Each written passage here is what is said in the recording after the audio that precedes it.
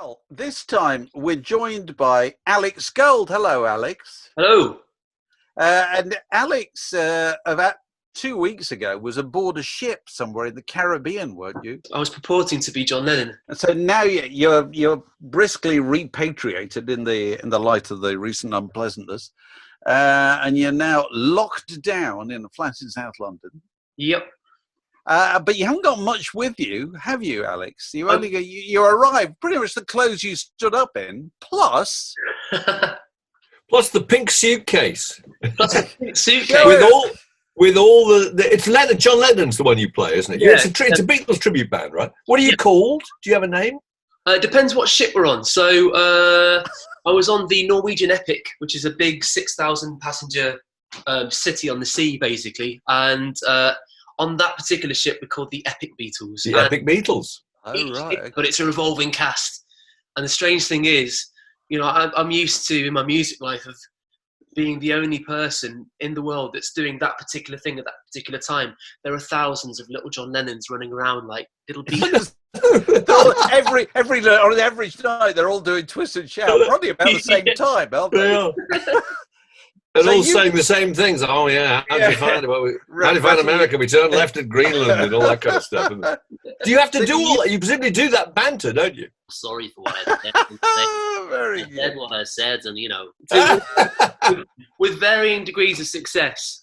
So our Macca in one of the incarnations is Peruvian, and he's fantastic. And the strange thing is, well, number one, he's taught himself to play ambidextrously, so he can play with right-handed or left-handed, and he plays a left-handed bass perfectly. I've tried to do it, I just can't fathom it at all. He's amazing, but he speaks with a really heavy Peruvian accent. Total Beatle nerd. He knows everything there is to know about the Beatles. When he starts singing, the accent goes completely, and you close your eyes and you're listening to Paul McCartney. It's astonishing. Really? Very good. So you're going to show us your costumes, aren't you, Alex? This is your show and tell. I am. So are you going to put on the first costume now? I am. Are we going to time you? Go on, put it on your first costume. So, Mark, you actually know, you got a mate who's was it the bootleg Beatles? Were they? I have, yes. First? Neil Harrison from the bootleg Beatles. Yeah, who lived down the bottom of my road. And how long ago did they start? They started in 1979, I think. They were in a musical show. I know, they're in a musical show called John, Paul, George, Ringo and Bert, I think it was. It didn't last very long. It was in the West End. It was about 1979. And having learnt all the songs and got all the wigs and got all the gear, they just thought, well, the show's ended, let's keep going. So they just hired a van and they started doing little tiny venues up in Scotland. And they never stopped. And the bootleg Beatles are still going. They're hugely successful. So, how's Alex getting on? How are you doing, Alex? very well, in fact. There he is. So, what period are we talking about here? So this is the Ed Sullivan Chesterfield suit. I don't know if you can see, but it's got the velvet collar, the velvet lapel there. Oh yes, of course. Yeah, and it's so we do. There's a guy in Michigan who owns that. Who actually owns it. He owns loads of old Beatles stage gear, which must be worth a fortune. He's got the Shea Stadium Paul McCartney jacket. He's got that very suit. Well, not that very suit. That's Alex Gold. This. Oh right. There you go. I didn't think there was much point in donning it right now because it's not too dissimilar to my actual hair at the moment. Right. We all wear the wigs because, well, you kind of have to in Beatles. You've got to, yeah. So what do you do when you do the Ed Sullivan Show bit? What do you do? All My Lovin' and things like that? Yeah, all the early stuff, basically. Please, please me. Right. Zero stuff. Right. And that's do you narrate what's happening in the story? Do you tell the audience? And now we get to 1965 or something like that. So we'll generally start each song with a little comedy skit. What are we going to see next? Well, out he goes. So, Mark, you've never been tempted in your youth to join one of these Beatles tribute bands, because obviously your resemblance to Macca has often been. Well, we were at Smash Hits. I'm surprised you didn't monetize this. Do you remember when we were at Smash Hits? I must have looked a bit like him because we were in Carnaby Street, weren't we, in the early 80s? And Americans used to come to London, go to Carnaby Street, and genuinely expect to see members of the swinging 60s team, McCartney, the Beatles, Stones, whatever, milling about and waiting to sign, patiently to sign autographs. And people used to stop me and say, I can't believe it. Can I have a photograph taken with you? And after a while, I think I stopped saying, I'm not Paul McCartney. I thought, what's the harm, really? They're going to go back home. And There you go. There you go. Know. But Macca himself has occasionally remarked upon it, hasn't he? No, he did. Well, I did look a bit like him at one stage, I think, Yes, he did. He thought we were kind of, okay, reasonably look alike. All right, what we got now? Alex, you've returned. Come on. Explain yourself. So this is the famous Sergeant Pepper. You moved straight to Pepperland. That's extraordinary. That's fantastic. And I've got to say, this outfit never gets old to wear. I always get really excited just putting it on. Yes, of course. I want to show you, because I haven't got any glue, so I can't put this on, because I left it on board, but I also have a little shirt. Oh, very good. Good work. There are different strengths of theatrical glue. Some theatrical glue is sweat-proof and some is not, and you sweat on stage. It's inevitable. And there have been a couple of occasions where I've been wearing a moustache and it's gone. It curls up like a British rail sandwich. You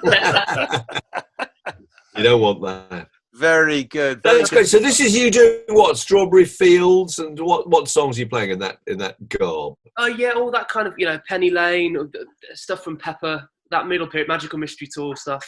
And also, I forgot to show you these. These are my Cuban heels, which. Oh, excellent! So you got to change your footwear during the in the course of the show. Let me guess. Your final outfit is going to be is kind of Hey Jude sing-along outfit, is it?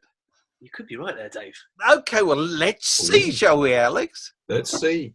This is extraordinary, isn't it? It's brilliant, isn't it? What an industry this is. My pal in the Bootleg Beatles says that the weirdest thing is that if you're in a band, a covers band, and you're going out every night just playing other people's songs, then clearly you can change them a bit. You can vary them. You can play a different solo. You can put a different, different arrangement or different harmony vocal on. But if you're playing the Beatles songs in a tribute group, you absolutely have to play the most accurate version imaginable. And he said that does drive you slightly mad, because you can't vary it at all. It's got to be the same thing. Well, of course, you and I saw last year, we were fortunate enough to see the great Dutch group, the Analogues. They were brilliant. Do the whole of Abbey Road in Abbey Road, which was just an extraordinary. And they don't dress up. They don't dress up, but they are absolutely faithful. Oh, that's good. Oh, very. Oh, that's fantastic. Well, I hope we pass the audition. Yeah. Give us a bit of John Lennon Abbey Road style patter. Give you a bit of John Abbey Road style patter. I don't know, really. I said what I said. I didn't mean to say it. I'm sorry that I suggested it. It's not bad at all. That's not bad at all, is it? It's really good. You got Paul, who's a bit like that. Hey. Yeah. That's right. And George, who's a little bit nasal, isn't he? A long playing record. And then you've got Ringo, who's Thomas and Percy were shunting in the arm. Yeah, very good. You'll be pleased to hear that recently online I purchased the Ringo Starr Thomas the Tank Engine for my granddaughters, because I simply will not have them listening to any other voice doing Thomas the Tank Engine. There is no other Thomas the Tank Engine. There is only the Ringo period. There is only the Ringo. Is there a particular song in the set that really gets the audience going? Is it Twist and Shout? I'm trying to imagine which one gets the best reaction. Twist and Shout Hey Jude? Magic pieces of music that never fails. Yeah. And we tend to finish the encore with that every time, because it just can't fail to get people up, which is what we want, what they want. Yeah. And of course, not a Beatles song. No, it's not, is it? Not a Beatles song. But I can bawl for Britain on the subject of how all the genius of the Beatles is in their version of Twist and Shout. It's not about songwriting. It's about the way they sing and play. It's about that excitement, that vibrancy of that sound. And you listen to anybody else doing Twist and Shout, it's never as good. John was apart from your group. It's so true that theirs is the best version of Twist and Shout ever. It is. It is. Really is. And the same with Mr. Postman as well. Oh man, I love that's probably my favourite one to sing, actually, Mr. Postman. The same. You could say the same thing about their version of Roll Over Beethoven. It's better than Chuck Berry's. It is. He just is. Chuck Berry made other better records, but his version of Roll Over Beethoven is nothing like it. Not as good as theirs. Not as good as theirs. So, Alex, that's fantastic. I think we should give him a round of applause for the Alex Gold Show and Tell. His Beatles outfit. Excellent work. Absolutely brilliant. Keep it on for the rest of the day, Alex.